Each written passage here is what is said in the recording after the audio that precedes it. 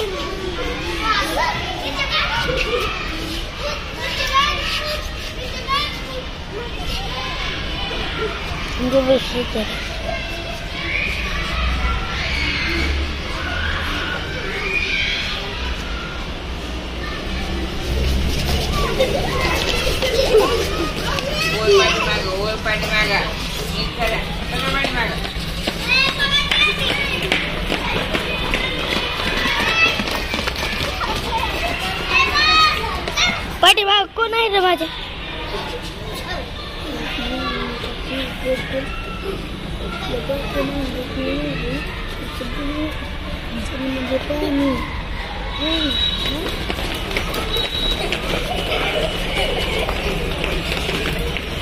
आणि आपला खेळ इथंच बंद झाला.